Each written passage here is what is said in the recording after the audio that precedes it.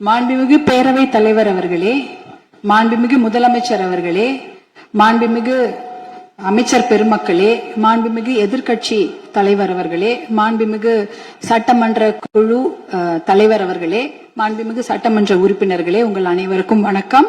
தமிழ்நாடு சட்டப்பேரவையில் மேதகு ஆளுநர் அவர்கள் ஆற்றிய உரைக்கு நன்றி தெரிவிக்கும் தீர்மானத்தின் மீதான விவாதத்தில் பங்கேற்று பேச வாய்ப்பு அளித்தமைக்கு எனது நன்றியை தெரிவித்துக் கொள்கின்றேன். மாண்புமிகு முதலமைச்சர் அவர்களுக்கு மனமார்ந்த பிறந்த நாள் வாழ்த்துக்களை கூறி எல்லா வளமும் பெற்று பல்லாண்டு வாழ பாட்டாளி மக்கள் கட்சி சார்பில் வரவேற்று வாழ்த்துக்களை தெரிவித்து மகிழ்கின்றோம்.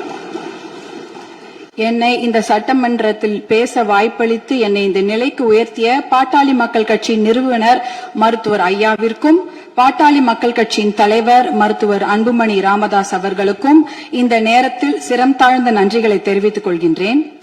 என்றுமே அயராது பாடுபட்டு களப்பணி ஆற்றிக் கொண்டிருக்கும் பாட்டாளி மக்கள் கட்சியின் அடிப்படை தொண்டர்களுக்கும் அனைத்து நிலை நிர்வாகிகளுக்கும் என் நெஞ்சார்ந்த நன்றிகள். என்னுடைய தேர்தல் வெற்றிக்கு உறுதுணையாக நின்ற அனைத்து கூட்டணி கட்சி தலைவர்களுக்கும் எனது மனமார்ந்த நன்றிகளை இந்த நேரத்தில் உரித்தாக்குகிறேன். என் மேல் அன்பும் பாசமும் நம்பிக்கையும் வைத்து எனக்கு வாக்களித்த எனது தர்மபுரி சட்டமன்ற தொகுதி வாக்காளர் பெருமக்களுக்கும் அனைத்து சகோதர சகோதரிகளுக்கும் என் மனமார்ந்த நன்றிகள். மாண்புமிகு பேரவைத் தலைவர் அவர்களே, ஒரு அறையை எதை கொண்டு வேண்டுமானாலும் நிரப்பலாம். ஒரு அறையில ஒரு பருத்தி மூட்டையை கொண்டு அடுக்கினாலும் அது நிரம்பிவிடும். இல்ல அதே அறையில ஒரு என்ன சொல்றது, ஒரு வைக்கோல் போரை வைத்தாலும் அது நிரம்பிவிடும். ஆனால் அந்த ஒரு அறையில ஒரு மெழுகுவத்தி ஏத்தி வச்சா, ஒரு விளக்கு ஏத்தி வச்சா அந்த விளக்குடைய ஒளி அந்த அறையே நிரப்பிவிடும். அப்படிப்பட்ட ஒரு நிகழ்ச்சியை தான் நான் மாண்புமிகு ஆளுநர் அவர்கள் உரையில நான் பார்த்தேன். ஏனென்றால் அந்த உரையில் ஒரே ஒரு வாக்கியம், சமூக நீதி கணக்கெடுப்பு நடத்தப்படும் என்ற அந்த ஒரு வாக்கியம் இந்த சட்டப்பேரவையை மட்டும் ஒளிபர செய்யவில்லை, தமிழ்நாடு மக்களின் அனைத்து இல்லங்களிலும் அது பிரகாசத்தையும் வெளிச்சத்தையும் ஒளியையும் கொண்டு நிரப்பியது. ஏன்னா 100 ஆண்டுகளுக்கு பிறகு சமூக நீதி கணக்கெடுப்பு நடத்தப்படும் என்ற அந்த வாக்கியம் மிகப்பெரிய ஒரு வரலாற்று சிறப்பு மிக்க ஒரு வாக்கியம். அதற்காக மாண்புமிகு முதலமைச்சர் அவர்களுக்கும் மாண்புமிகு நம்முடைய தமிழக அரசுக்கும் எங்களுடைய பாட்டாளி மக்கள் கட்சி சார்பாக நன்றிகளையும் வரவேற்பையும் தெரிவித்துக் கொள்கிறோம். ரொம்ப அன்பாக மகிழ்ச்சியாக தெரிவித்துக் கொள்கின்றோம். ஏனென்றால் பாட்டாளி மக்கள் கட்சியின் கொள்கைகளே அதை ஒருங்கிணைக்கிற ஒரு மையப்புள்ளி அப்படின்னா அது சமூக நீதி தான்.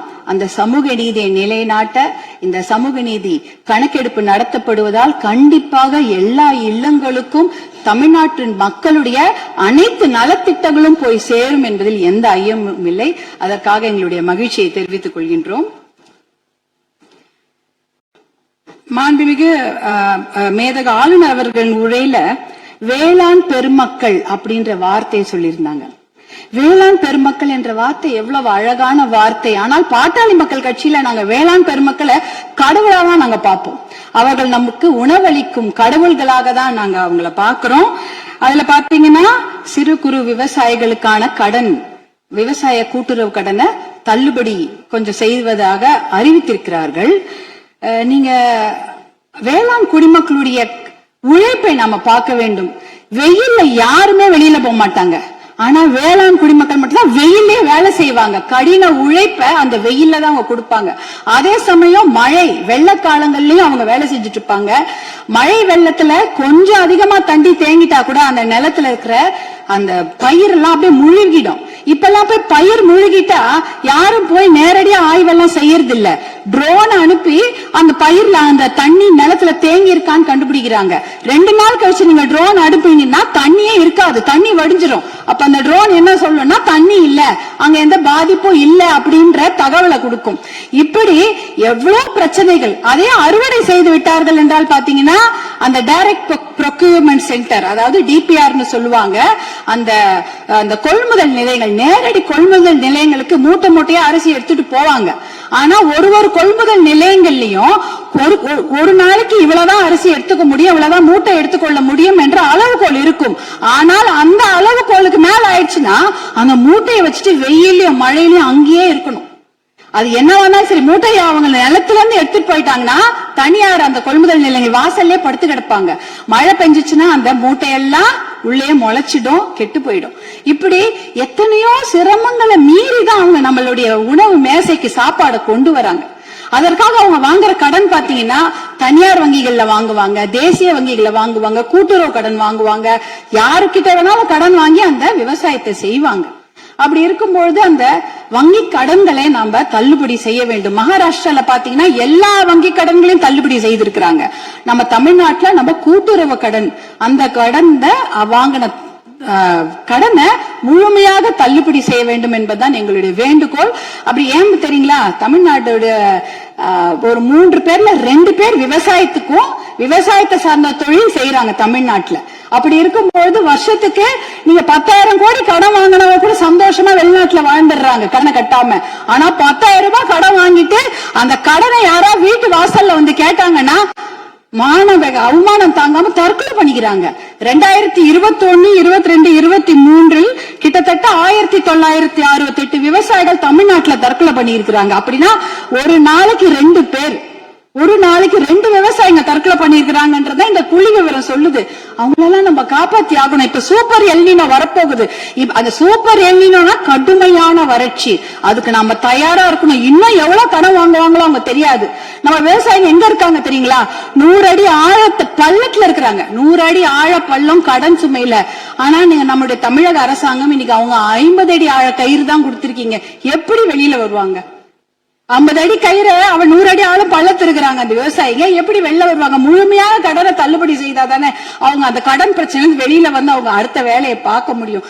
அதனால நீங்க உங்களுடைய அதிகாரிகள், மாண்புமிகு பேரவைத் தலைவர்கள், உங்கள் வாயிலாக முதலமைச்சரை நாங்க கேட்டுக்கொள்வதுதான், உங்களுடைய அதிகாரிகள் சொல்லுவாங்க, ஐயோ நிதி சுமை, கடன் சுமை, கூடுதல் செலவினம் அப்படிலாம் சொல்லுவாங்க. ஆனா அதையெல்லாம் ஒரு புறம் ஒதுக்கி வைத்து விட்டு அவர்களுக்கு முழு கடன் தள்ளுபடி செய்யணும். ஏற்கனவே 2000 கோடியா 6000 கோடியா உயர்த்திட்டீங்க. இன்னும் ஒரு 18,000 கோடியா அந்த கடன் தள்ளுபடி, கூட்டுறவு கடன்களை மட்டும் தள்ளுபடி செய்யுங்க. ஏன்னா ஏற்கனவே அவங்க 1 வருஷத்துக்கு தான் தள்ளுபடி செய்திருக்கிறீங்க. அதற்கு முன்னால ஒரு 2 வருஷம் கடன் அவங்க வாங்கி வச்சிருக்கிறாங்க. அந்த கடனையும் முழுமையாக தள்ளுபடி செய்தீர்கள் என்றால் அவங்க கண்டிப்பாக எத்தனையோ கடுமையாக உழைக்க தயாராக இருக்கிறார்கள். அவங்களுக்கு அந்த ஒரு ரெஸ்பெக்ட நம்ம கொடுக்கணும், அவங்களுக்கு அந்த நிவாரணத்தை நாம் தர வேண்டும் என்று உங்களை எல்லாம் நாங்க அன்போடு கேட்டுக்கொள்கின்றேன். அடுத்ததாக பாத்தீங்கன்னா, தமிழ்நாட்டில் 2026ஆம் ஆண்டில் ஆட்சி மாற்றம் ஏற்படுவதற்கு காரணமாக இருந்தது பெண்கள் மற்றும் குழந்தைகளுக்கு எதிரான குற்றங்கள் கட்டுப்படுத்தப்படாமல் அதிகரித்ததுதான். ஆனால் ஆட்சி மாற்றம் ஏற்பட்ட பிறகும் அதே நிலை தொடர அனுமதிக்க கூடாது. பொறுத்தது போதும், நம்ம இனிமேல் பொங்கித்தான் எழ வேண்டும். ஏனென்றால்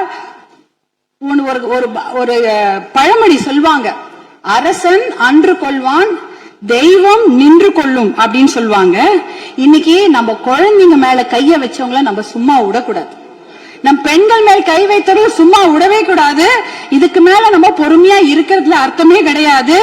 துபாய், அரபு நாடுகள், இல்ல சிங்கப்பூர் போன்ற நாடுகள்ல எல்லாம் இப்படிப்பட்ட கொடுமையான குற்றங்களை செய்தவர்களுக்கு உடனடியாக சட்டப்படி மரண தண்டனை கொடுக்கிறார்கள். அந்த மரண பயத்தையும் உயிர் பயத்தையும் தப்பு செய்தவங்களுக்கு நம்ம கொடுக்கணும். அப்படி இருந்தாதான் இந்த பெண்கள் குழந்தைகளை காப்பாற்ற முடியும். வேற வழியே கிடையாது. ஏன்னா அவங்க நினைச்சிட்டு இருக்கிறாங்க, இன்னும் ஒரு 5 வருஷம் பொறுமையா கேஸ் ஆடிக்கிட்டே போலாம், பொறுமையா வெளில வந்துடலாம், இந்த கோர்ட் இல்லனா அந்த கோர்ட், அந்த கோர்ட் இல்லனா அதுக்கு மேல கோர்ட்னு போய் அவர்கள் வெளியில வந்து விடுவார்கள் என்ற தைரியத்துலதான் இவ்வளவு பெரிய தவறுகளை செய்கிறார்கள்.